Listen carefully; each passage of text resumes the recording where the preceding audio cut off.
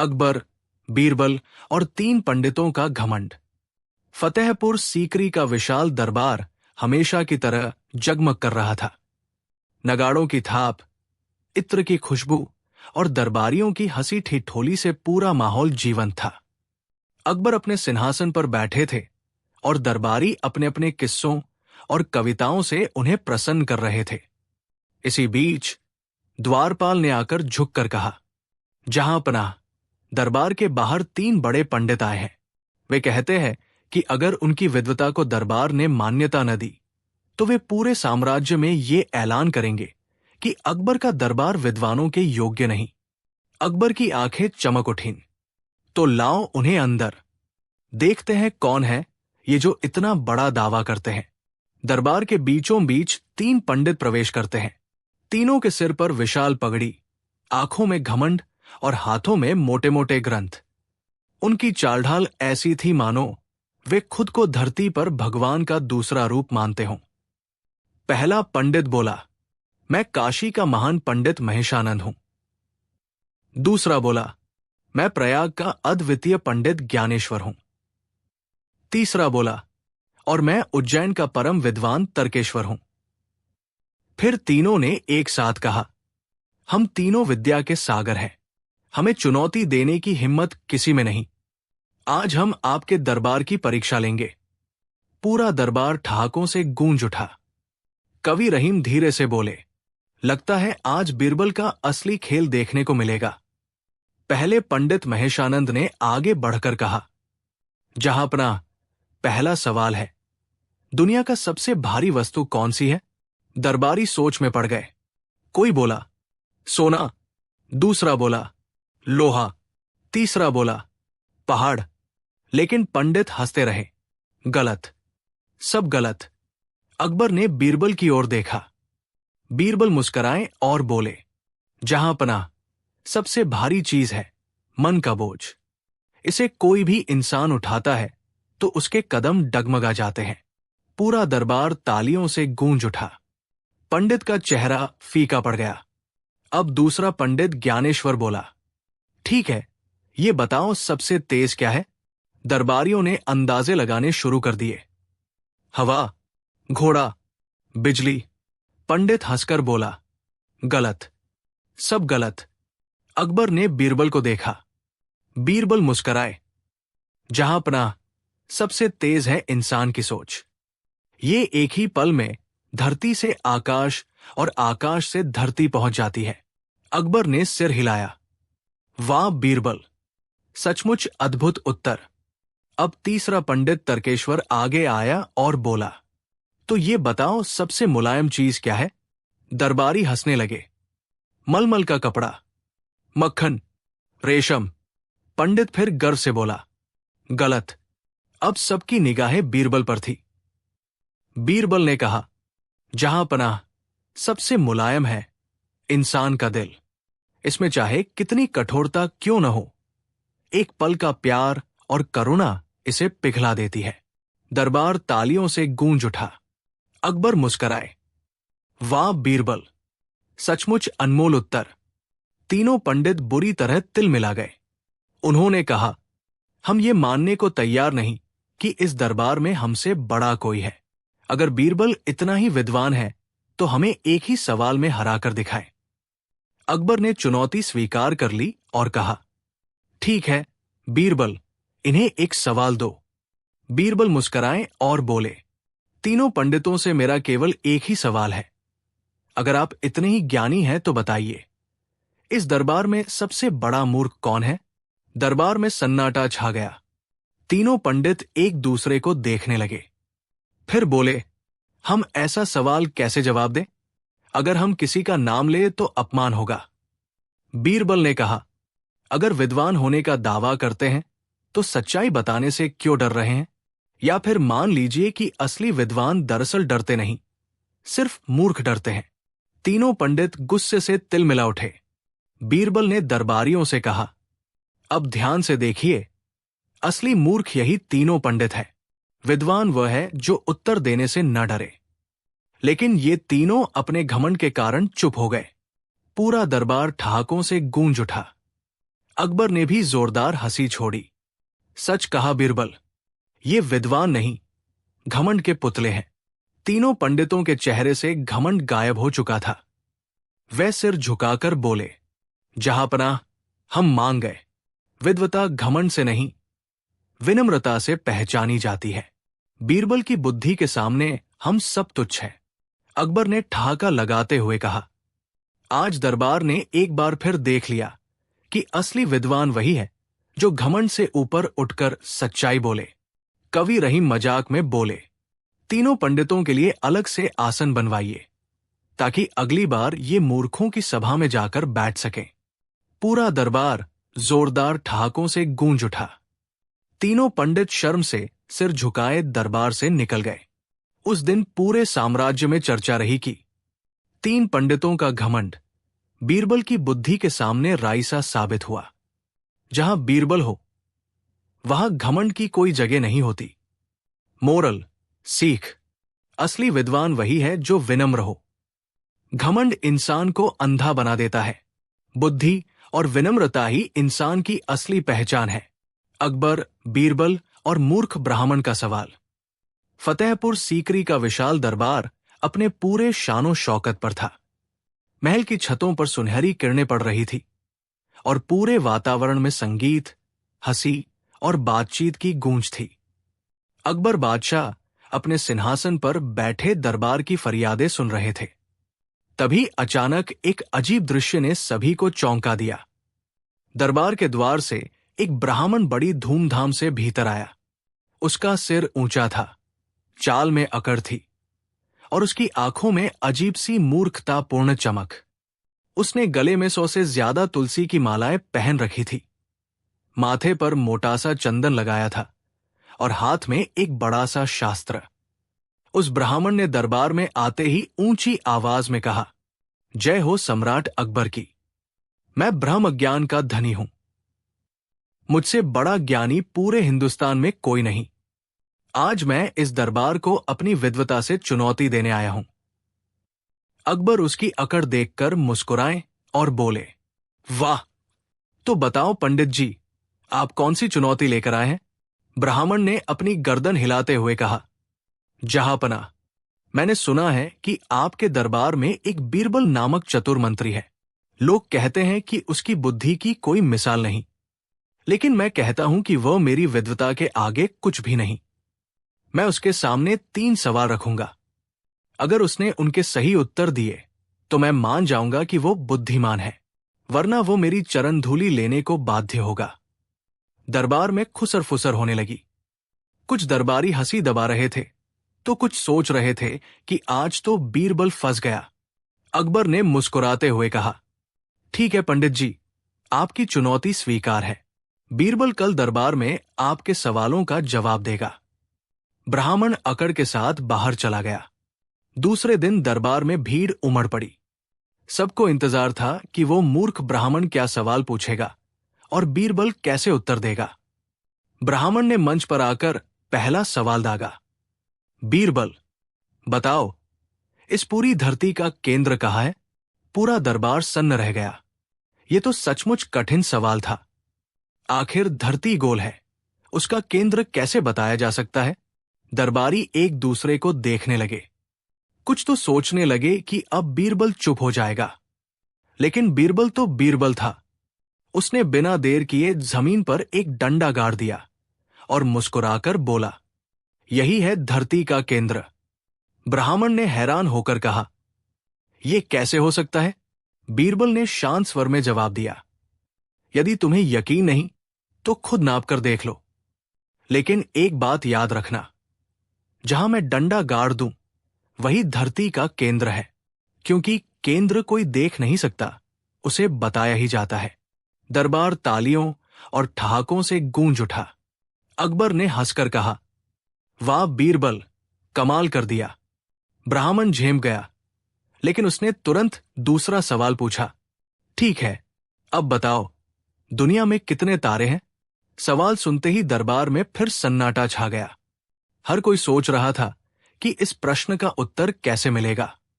बीरबल ने थोड़ा सोचा, फिर मुस्कुराया और बोला, आकाश में उतने ही तारे हैं जितने इस ब्राह्मण की मूर्खताओं की गिनती है।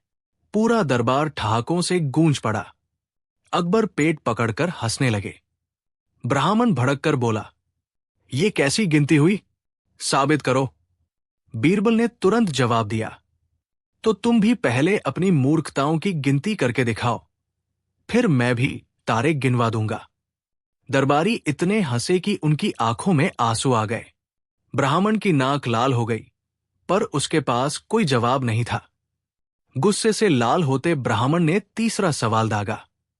ठीक है बीरबल, अब बताओ, दुनिया में कितने बाल हैं मेरे सिर पर? यह सवाल सुनते ही दरबारियों की हंसी रुक गई। अब सबको लगा कि इस बार बीरबल चुप हो जाएगा। आखिर किसी के सिर के सारे बाल गिनना संभव तो नहीं। लेकिन बीरबल ने बिना रुके उत्तर दिया, तुम्हारे सिर पर उतने ही बाल हैं जितनी तुम्हारी मूर्खताएं। पूरा दरबार एक बार फिर हंसी से फट पड़ा।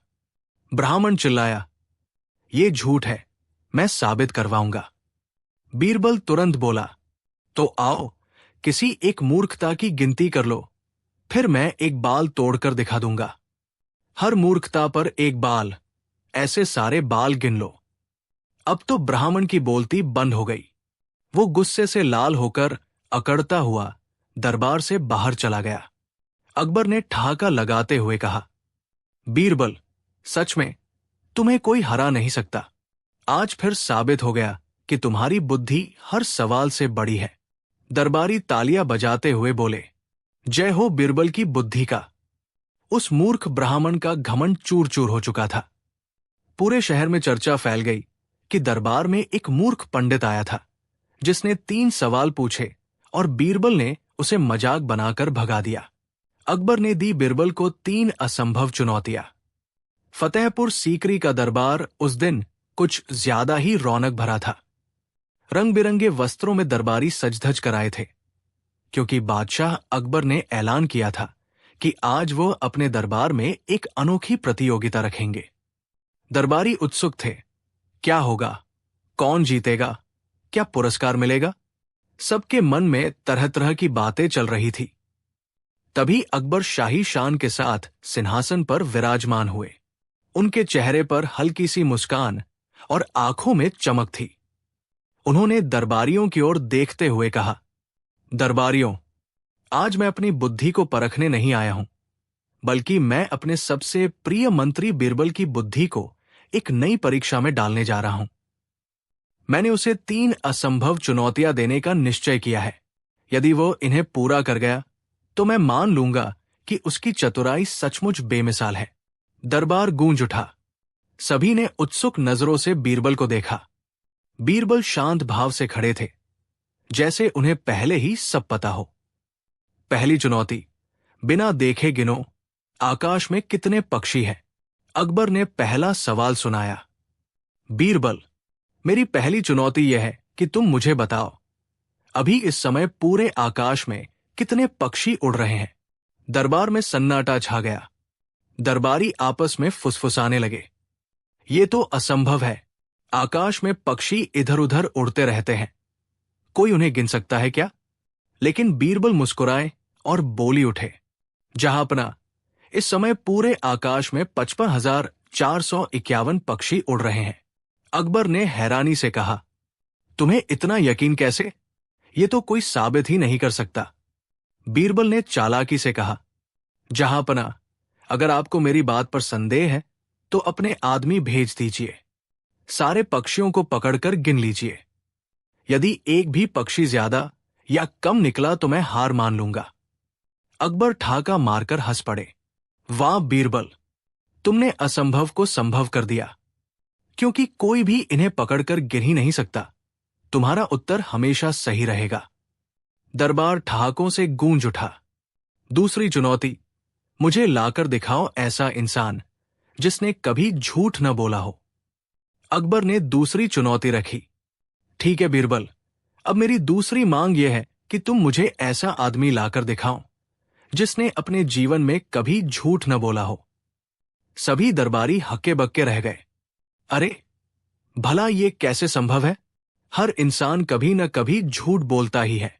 सभी ने सोचा अब की बार बीरबल हार गया, लेकिन बीरबल दरबार से बाहर निकले और थोड़ी देर बाद एक छोटे बालक को पकड़कर ले आए। बच्चे के हाथ में खिलौना था और उसकी मासूम आंखें चमक रही थी।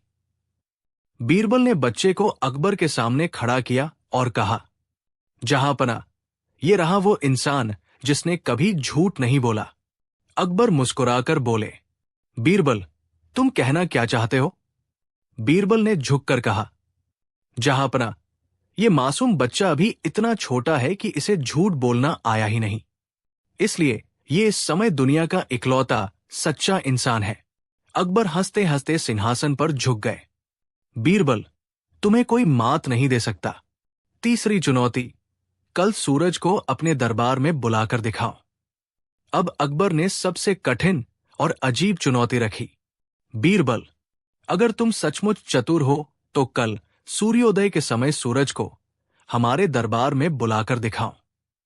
हम चाहते हैं कि सूरज खुद हमारे सामने आकर प्रणाम करे। सुनते ही दरबार में सन्नाटा छा गया। कुछ दरबारी सोचने लगे, अब तो बीरबल भी फंस गया। सूरज को कौन बुला सकता है?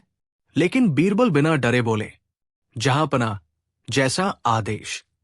अगले दिन सूरज दरबार में। सुबह सुबह पूरे दरबार में भीड़ उमड़ पड़ी। सबको इंतजार था कि बीरबल सूरज को कैसे बुलाएगा। अकबर स्वयं उत्साहित थे।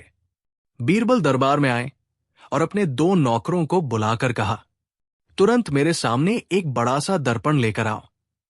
नौकरों ने विशाल चमचमाता दर्पण दरबार के सामने रख दिया। बीरबल ने दर्पण को इस तरह रखा कि जैसे ही सूरज की पहली किरण फूटी, उसकी सीधी रोशनी दर्पण में पड़ी और चमकते हुए सीधे दरबार में फैल गई। सारा दरबार सुनहरी प्रकाश से जगमगा उठा।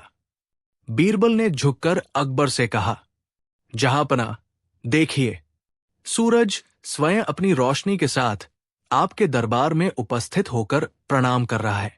पूरा दरबार तालियों और हंसी से गूंज उठा। अकबर मुस्कुराकर बोले, बीरबल, मान गया, तुम सचमुच बुद्धि और चतुराई के बादशाह हो। तुमने मेरी तीनों असंभव चुनौतियां पूरी कर दिखाईं। उस दिन से दरबार में बीरबल की बुद्धिमत्ता की और भी अधिक चर्चा होने लगी। दरबारी धीरे धीरे एक दूसरे से कहते, सचमुच असंभव भी बीरबल के लिए संभव है। अकबर ने गर्व से बीरबल को गले लगाया और कहा, तुम मेरे दरबार की असली शान हो। और पूरा महल ठहाकों और रोशनी से गूंजता रहा। जब अकबर ने बीरबल को दरबार से क्यों निकाल दिया? फतेहपुर सीकरी का दरबार अपने पूरे शबाब पर था।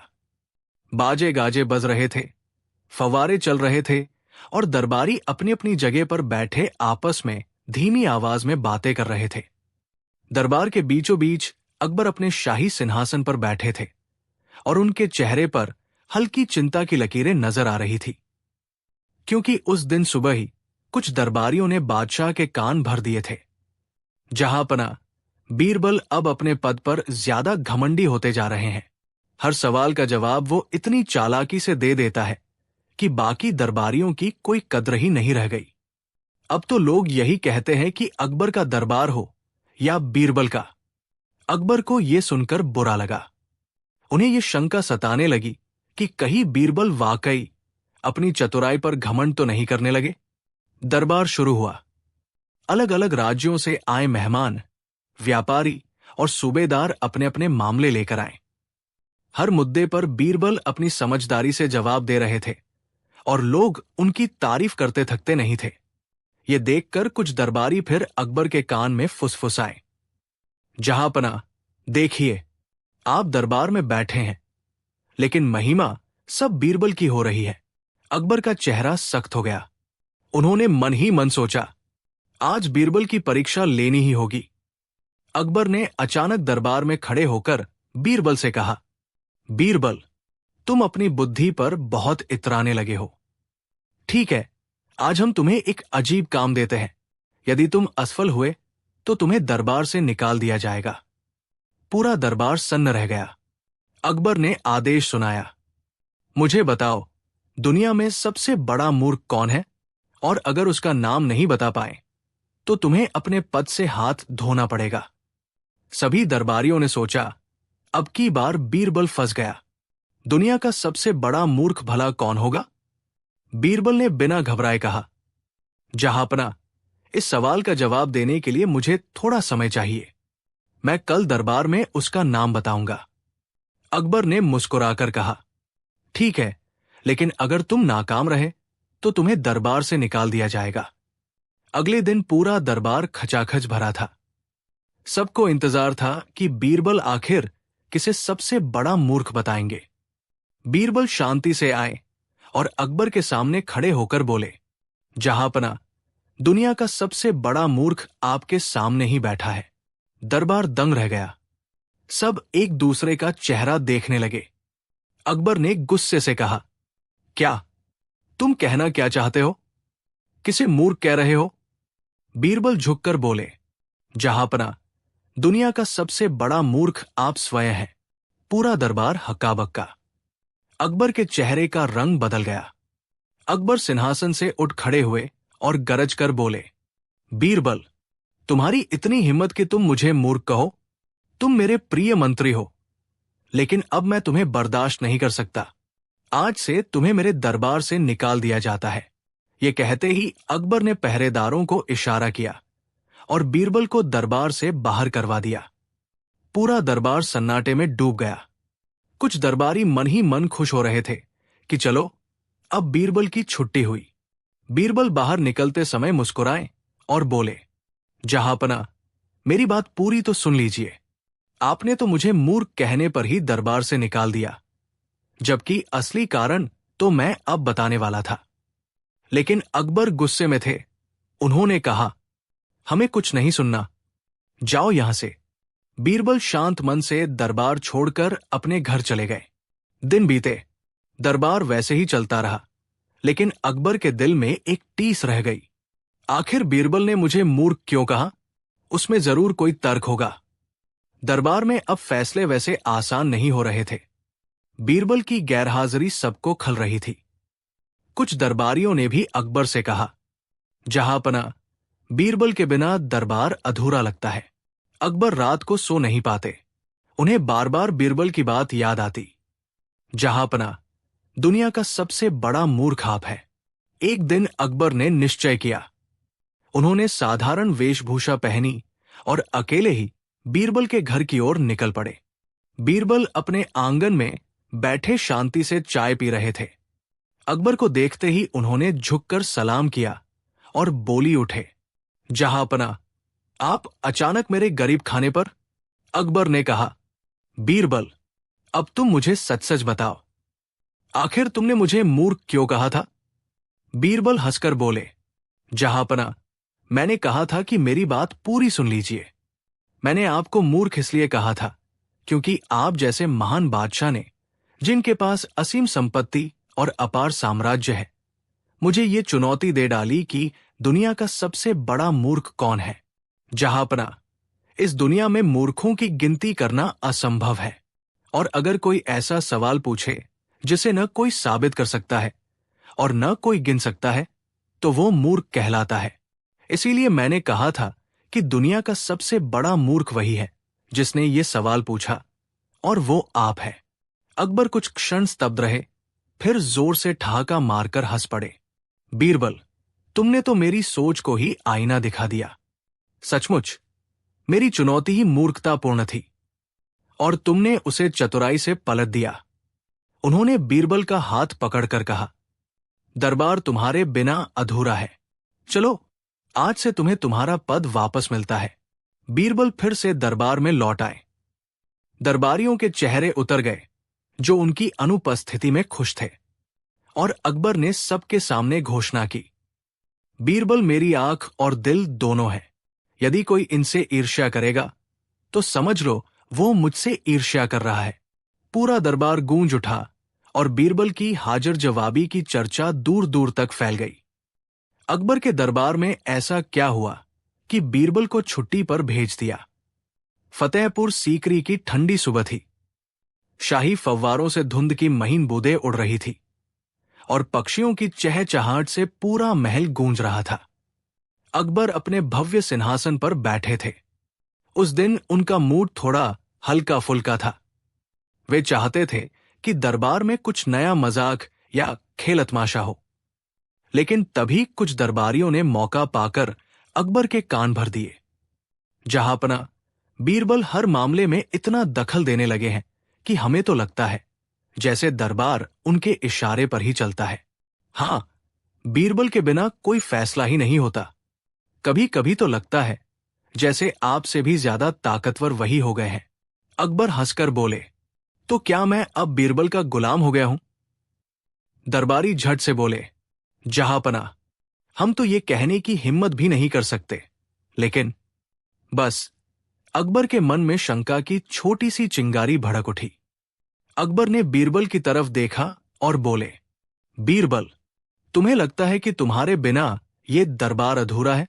बीरबल शांत भाव से बोले, जहांपना, अधूरा तो नहीं, लेकिन कठिन जरूर हो जाएगा।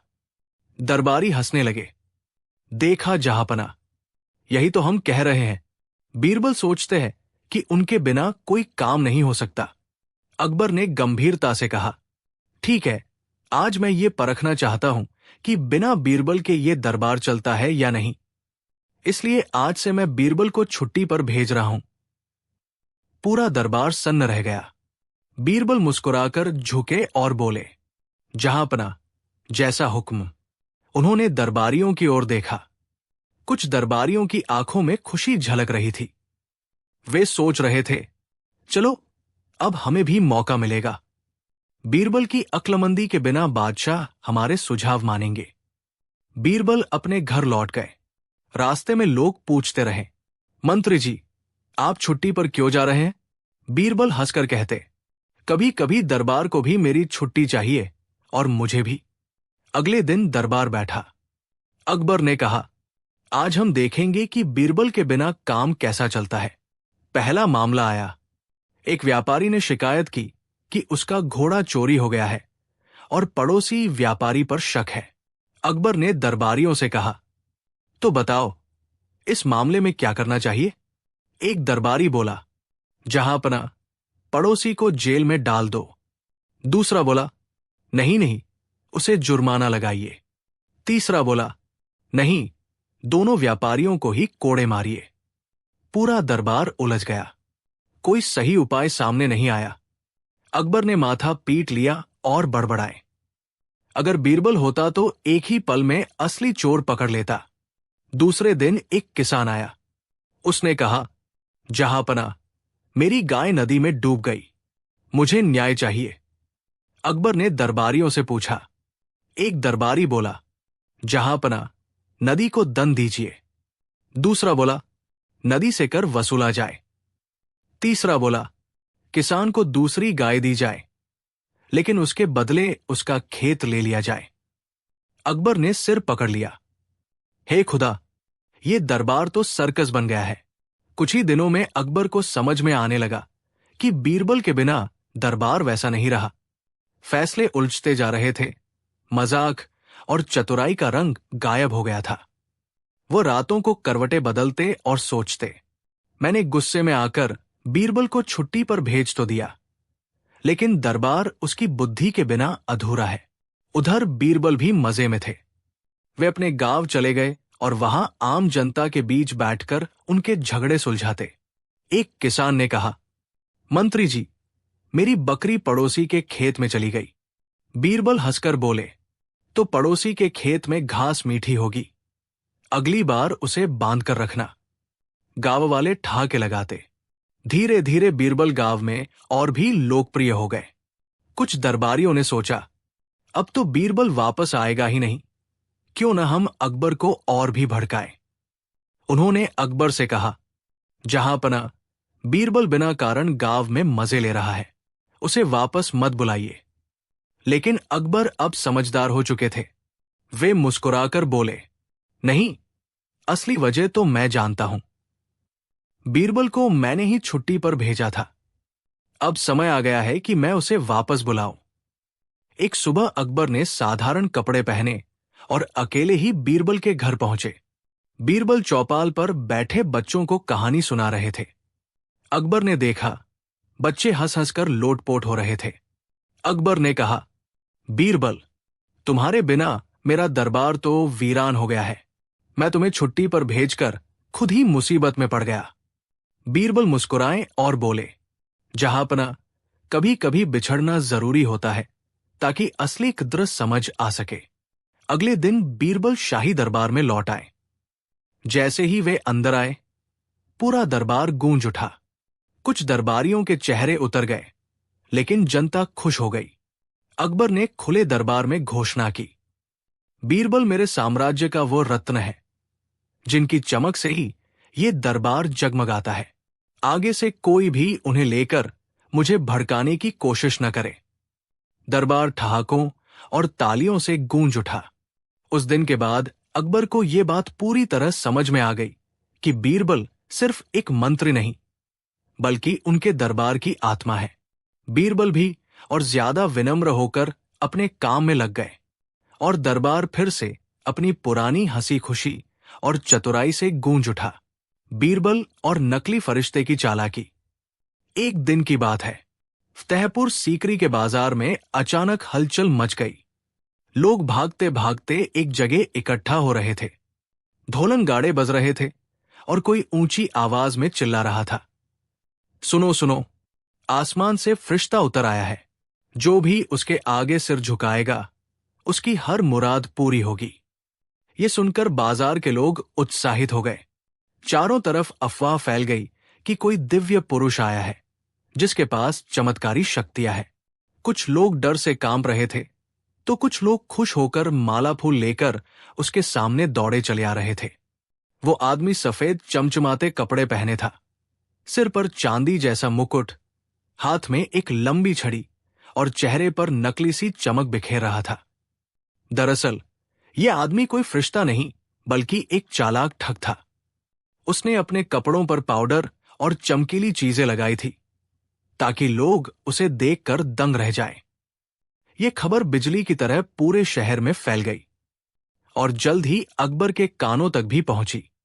अकबर को बड़ी हैरानी हुई। उन्होंने तुरंत दरबार बुलाकर मंत्रियों से पूछा, क्या यह सच है? हमारे राज्य में फरिश्ता उतरा है?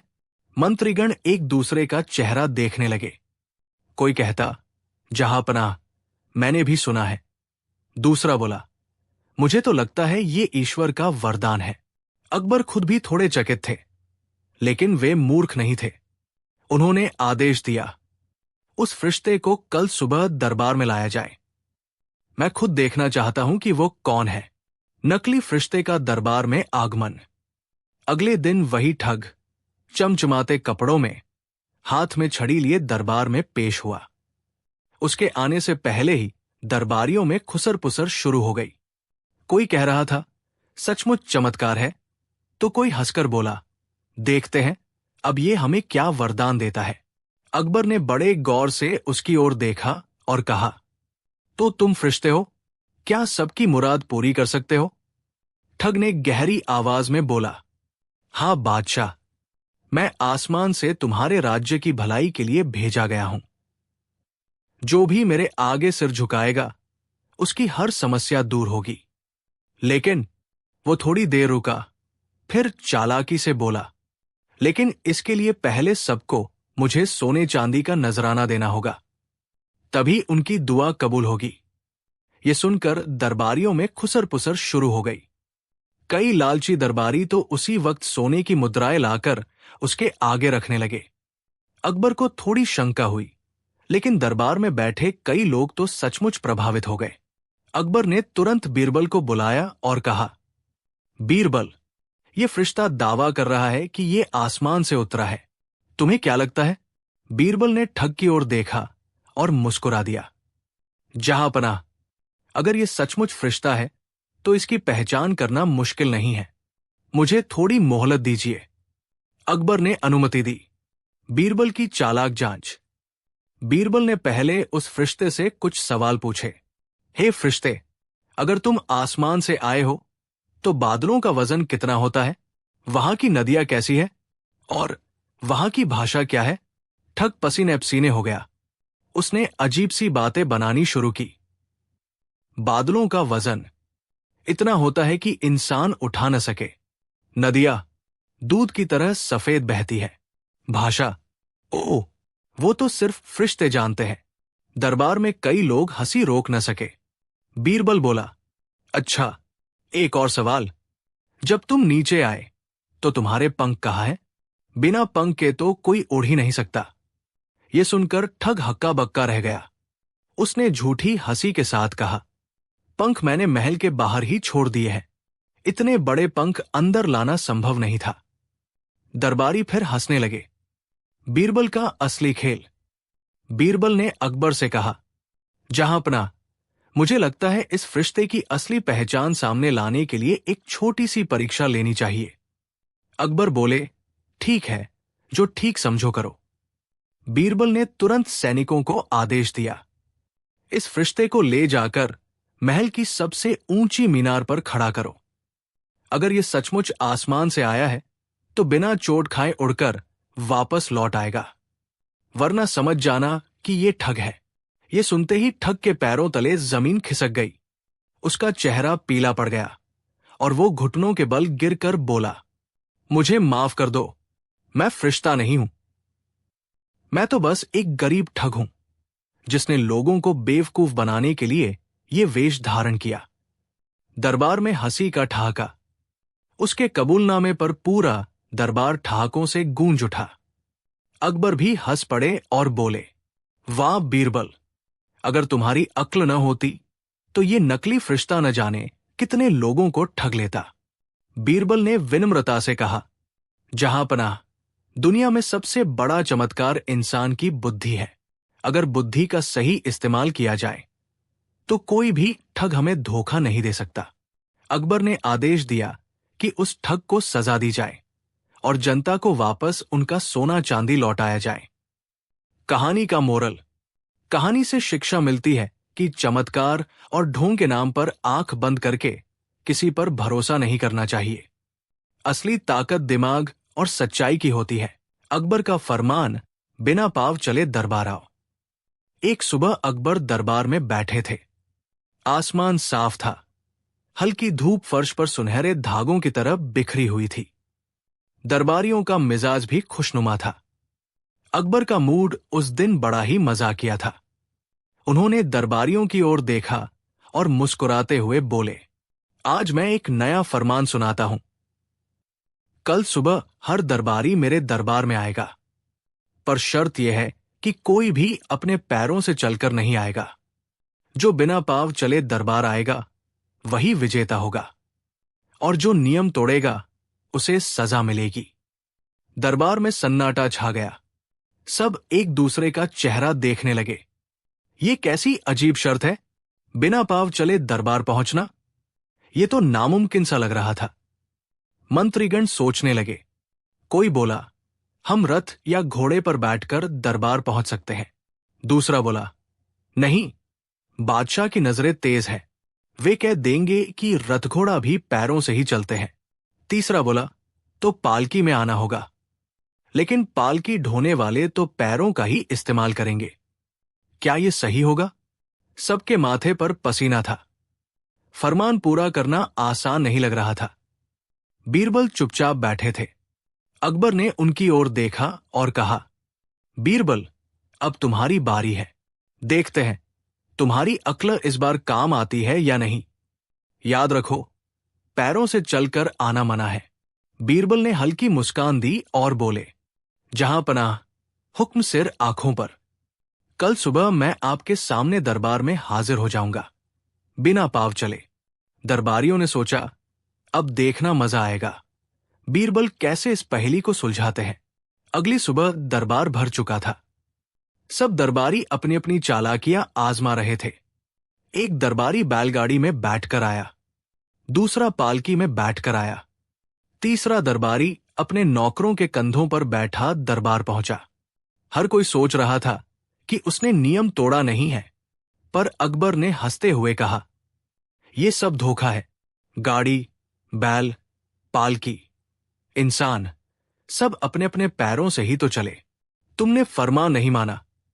अब सबकी नजरें दरवाजे की ओर टिक गई।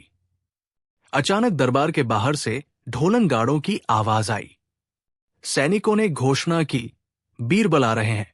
सब बाहर देखने लगे और जैसे ही बीरबल दिखाई दिए, सबकी आंखें फटी की फटी रह गई। बीरबल 4 मजबूत सैनिकों द्वारा एक बड़े लकड़ी के पहिए वाले तख्त पर रखे हुए अंदर लाए जा रहे थे। उस तख्त पर बीरबल आराम से बैठे थे और उनके हाथ में पंखा था। अकबर ने हंसते हुए पूछा, बीरबल, ये क्या तरीका है? बीरबल ने झुककर कहा, जहांपनाह, आपने कहा था बिना पाँव चले दरबार आना। देखिए, मैंने एक भी कदम नहीं चलाया। मैं तो अपने तख्त पर बैठा हूं। यहां तक कि सैनिक भी तख्त को पहियों पर धकेल रहे हैं। उनके पैरों का सीधा इस्तेमाल नहीं हुआ। इस तरह मैंने आपके फरमान का पालन भी किया और नियम भी नहीं तोड़ा। पूरा दरबार ठहाकों से गूंज उठा। कुछ दरबारी शर्मिंदा हो गए जिन्होंने पालकी या गाड़ी का सहारा लिया था। अकबर खुद भी हंसते हंसते बोले, बीरबल, तुमने फिर सबको मात दे दी। सचमुच दिमाग के आगे पैरों की कोई कीमत नहीं। भीड़ में से एक बच्चा बोला, बीरबल चाचा, आप तो सैनिकों के सहारे आए, इसमें आपकी चालाकी कहाँ है? बीरबल ने हंसकर कहा, बेटा, यही तो बुद्धि की ताकत है। पैर तो सबके पास होते हैं, पर दिमाग से ही हम नए रास्ते बनाते हैं। सैनिकों का सहारा लेना ही असली दिमाग का इस्तेमाल है। सब लोग जोर जोर से हंसने लगे और ताली बजाने लगे। अकबर ने बीरबल को 100 सोने की मुद्राएं इनाम में दी और कहा, बीरबल, तुमने एक बार फिर साबित कर दिया कि सबसे बड़ी ताकत दिमाग की है। बिना पाँव चले तुम दरबार आ गए और हमें सबक भी दे गए। कहानी का मोरल, असली ताकत शरीर की नहीं, बल्कि बुद्धि की होती है। मुश्किल लगने वाले काम को भी चतुराई और दिमाग से हल किया जा सकता है। जो इंसान नियमों को तोड़े बिना उनका पालन करता है, वही असली विजेता होता है। अकबर की शर्त, चांद को पानी में कैद करो। एक दिन अकबर अपने शाही बाग में टहल रहे थे। रात का समय था और पूरा आंगन चांदनी से नहा रहा था। फव्वारे से गिरते पानी पर चांद की परछाई झिलमिला रही थी। अकबर ने रुककर उस चमक को देखा और अचानक दरबारियों से बोले, क्या कोई है जो मेरे लिए इस चांद को पानी में कैद कर दे? मैं चाहता हूं कि ये चांद इस हौज, तालाब के अंदर हमेशा बंद रहे, ताकि मैं जब चाहूं उसका आनंद ले सकूं। दरबारियों ने सोचा, ये तो नामुमकिन काम है। चांद आसमान में है, उसे पानी में कैसे कैद किया जा सकता है? अकबर ने आदेश दिया, मैं आज ही ये देखना चाहता हूं। जो भी इसे कर दिखाएगा, वही मेरी नजरों में सबसे बड़ा विजेता होगा, और जो असफल रहा, उसे सजा मिलेगी। पहला दरबारी दौड़कर आया। उसने एक बड़ा जाल लिया और पानी में डुबोकर बोला, जहांपनाह, देखिए, मैंने चांद को पकड़ लिया। अकबर ने हंसते हुए कहा, मूर्ख, इसमें तो पानी आया है, चांद कहाँ है? दूसरा दरबारी बोला, जहांपनाह, मैं एक शीशे का बड़ा बर्तन लाता हूं और पानी समेत चांद को उसमें बंद कर देता हूं। उसने बर्तन भरकर अकबर को दिखाया, लेकिन जैसे ही पानी हिला, चांद की परछाई गायब हो गई। तीसरा दरबारी और भी चालाक निकला। उसने कहा, मैं तालाब को ढकवा देता हूं, तो चांद हमेशा इसके अंदर रहेगा। उसने ढक्कन रखवाया, पर जैसे ही अंधेरा हुआ, चांद की परछाई दिखनी बंद हो गई। अकबर गुस्से में बोले, तुम सब निकम्मे हो। कोई भी मेरी शर्त पूरी नहीं कर पाया। अब सबकी नजरें बीरबल पर टिक गई। अकबर ने मुस्कुराकर कहा, बीरबल, अब तुम्हारी बारी है। तुम तो हमेशा चमत्कार कर दिखाते हो। देखो, चांद को पानी में कैद कर सकते हो या नहीं? बीरबल शांत स्वर में बोले, जहांपनाह, आपकी शर्त मान ली। मैं आज ही आपको चांद पानी में कैद करके दिखाऊंगा, लेकिन इसके लिए थोड़ी तैयारी लगेगी। अकबर ने इजाजत दे दी। बीरबल तुरंत बाजार गए और कारीगरों से एक बड़ा कांच का हौज बनवाया, जिसकी सतह बिल्कुल साफ और पारदर्शी थी। फिर उन्होंने उस हौज में शुद्ध पानी भरवाया और उसे महल के आंगन में रखवाया। इसके चारों ओर सोने की जाली लगवा दी, ताकि कोई इसे छू न सके। बीरबल ने सब दरबारियों और अकबर को बुलाया और कहा, जहां पनाह, अब इस हौज में देखिए। जैसे ही सबने देखा, पूरा चमकता चांद उस पानी के अंदर कैद सा दिखाई दे रहा था। उसकी परछाई बिल्कुल साफ और चमकदार लग रही थी। अकबर की आंखें चमक उठीं। उन्होंने आश्चर्य से कहा, वाह बीरबल, ये तो सचमुच लग रहा है कि चांद पानी में कैद हो गया है और इस जाली से कोई उसे छू भी नहीं सकता। मैंने तो सोचा था कि ये नामुमकिन है, पर तुमने इसे संभव कर दिखाया। दरबारियों ने भी ताली बजाई। भीड़ में से एक बालक बोला, बीरबल चाचा, ये तो परछाई है, असली चांद तो आसमान में ही है। आपने धोखा दिया। बीरबल मुस्कुराए और बोले, बिल्कुल सही कहा बेटा, पर असली खेल यही है। दुनिया अक्सर परछाई को ही असली मान लेती है। बादशाह को भी यही चाहिए था कि चांद पानी में दिखे और कैद लगे। असली चांद तो किसी की कैद में नहीं आ सकता। सब लोग हंसते हंसते लोटपोट हो गए। अकबर ने बीरबल को 100 स्वर्ण मुद्राएं और मोतियों की माला भेंट की और बोले, बीरबल, तुमने फिर साबित कर दिया कि दिमाग की ताकत किसी भी असंभव को संभव बना सकती है। तुम मेरी आंखों के असली तारे हो। कहानी का मोरल, कभी कभी सच को पकड़ना असंभव होता है, लेकिन बुद्धि से उसका प्रतीक बनाया जा सकता है। लोग अक्सर परछाई को सच मान लेते हैं, इसलिए जरूरी है कि हम गहराई से देखें। असली ताकत चतुराई और बुद्धिमत्ता में होती है, न कि केवल ताकत या जतन में। अकबर की चुनौती, एक ही दिन में पूरे शहर को खामोश करो। बादशाह अकबर अक्सर अपने दरबारियों की बुद्धि परखने के लिए अजीबोगरीब चुनौतियां रखते थे। कभी धरती से आसमान तक की दूरी नापने को कहते, कभी ऐसा सवाल करते कि सुनने वाले हैरान रह जाएं। मगर इस बार उन्होंने बीरबल के सामने ऐसी चुनौती रख दी जिसे सुनकर पूरा दरबार सन्न रह गया। फतेहपुर सीकरी का विशाल दरबार संगमरमर के खंभों से सजा हुआ। रंग बिरंगे वस्त्रों में दरबारी बैठे थे। अकबर अपने शाही आसन पर और पास में ही बीरबल। अकबर ने मुस्कुराते हुए कहा, बीरबल, तुम कहते हो तुम्हारे जैसे बुद्धिमान और कोई नहीं, तो आज एक नई चुनौती है।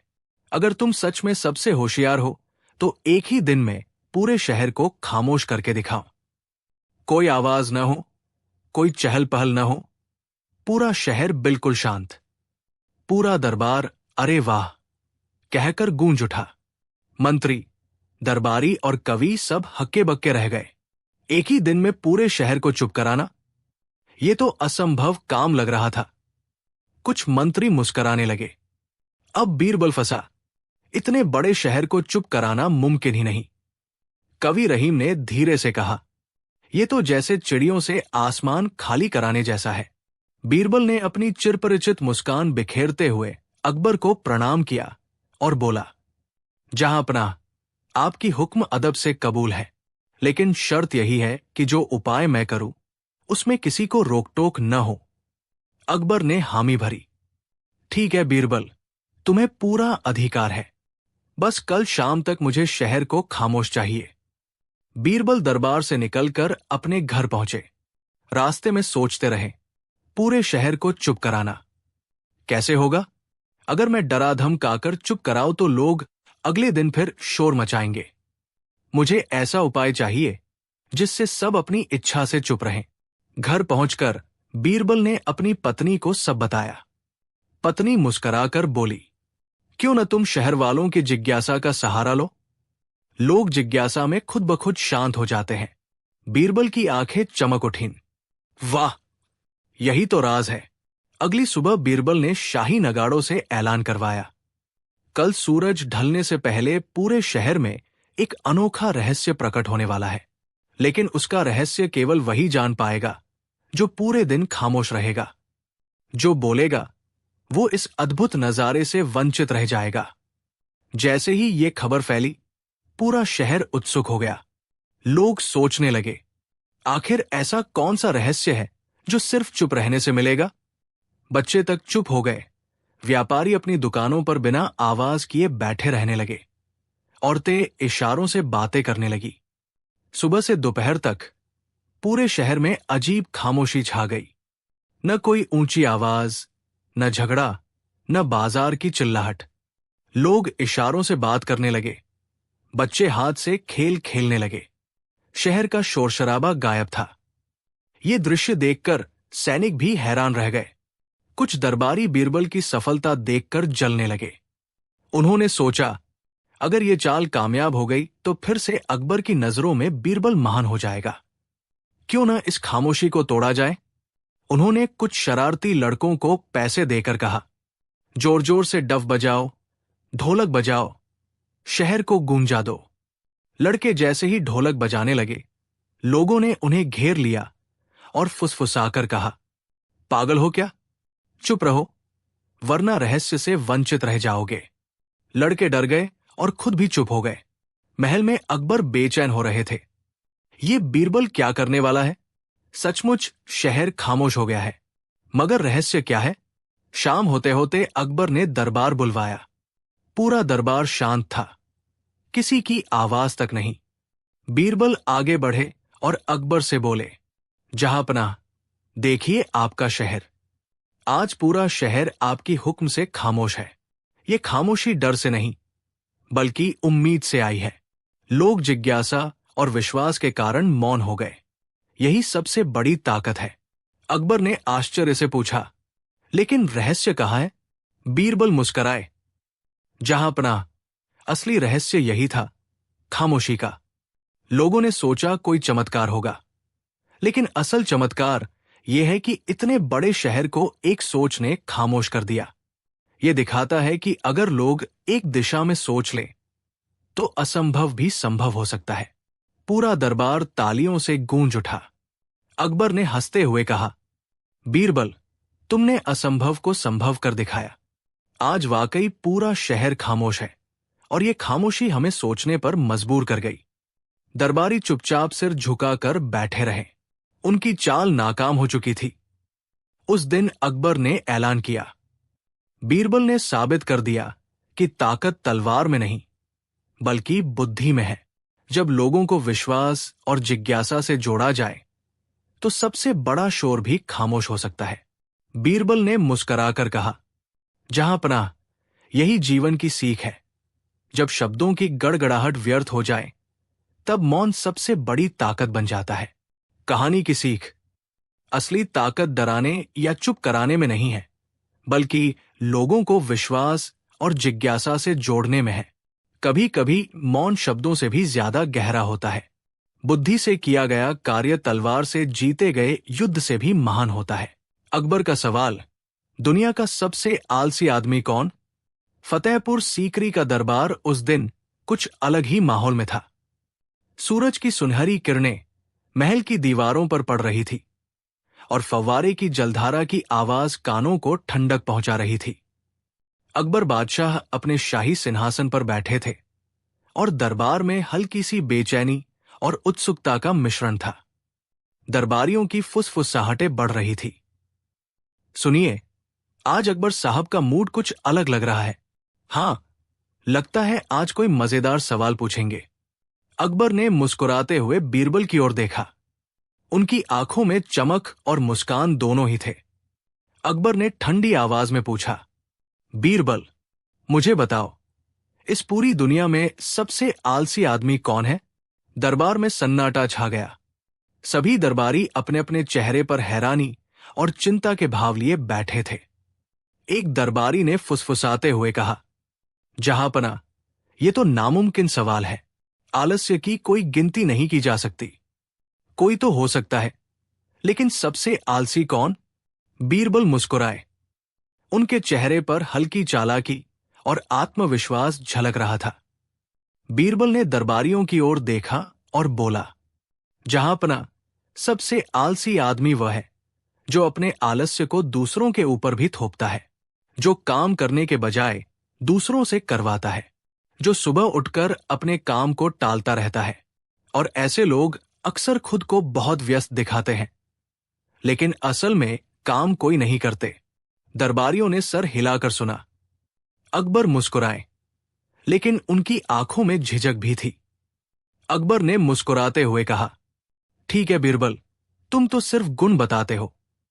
अब मुझे वास्तव में किसी इंसान का नाम बताओ जो सबसे आलसी है। अगर सही बताओ तो तुम्हें इनाम मिलेगा, नहीं तो। पूरा दरबार सन्न। सभी सोचने लगे कि अब बीरबल कैसे जवाब देंगे। बीरबल ने ठहाका मारकर कहा, जहांपना, इस सवाल का जवाब बहुत सरल है। दुनिया का सबसे आलसी आदमी वह है जो अभी इस दरबार में बैठा है और अपनी बुद्धि से आलस्य को कामयाबी में बदल रहा है। दरबारियों ने उलझकर अकबर की ओर देखा। अकबर ने हंसते हुए पूछा, और वो कौन है?